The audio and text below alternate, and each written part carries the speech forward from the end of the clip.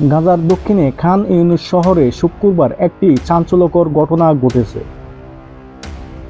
Israeli গণমাধ্যমের তথ্য অনুযায়ী সেখানে ইসরায়েলি সেনাবাহিনীর 5 সদস্য নিহত হয়েছেন এক সংঘবদ্ধ হামলায়। ইরানি বার্তা সংস্থা মেহের জানিয়েছে, হামাসের যোদ্ধারা ইসরায়েলি বাহিনীকে একটি পরিকল্পিত ফাঁদে ফেলে পরাস্ত করে।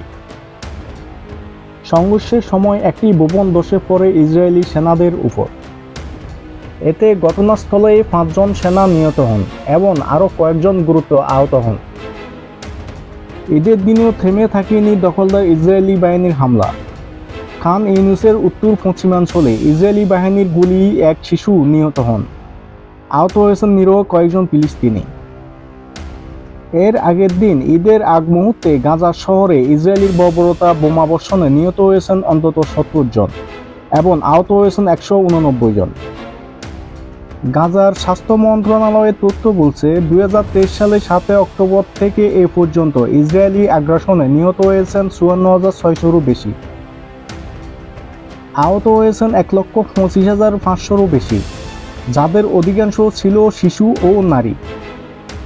তাদের মতে, ধ্বংসস্তূপের নিচে এখনও হাজার হাজার মানুষ নিখোঁজ, যাদের সম্ভবত আর জীবিত নেই। এই ধরনের আন্তর্জাতিক ভিডিও পেতে আন্তর্জাতিক দুনিয়ার সাথে থাকুন। ভালো লাগলে সাবস্ক্রাইব করে পাশে থাকুন। সত্য জানুন। নিউজ ডেস্ক, আন্তর্জাতিক দুনিয়া।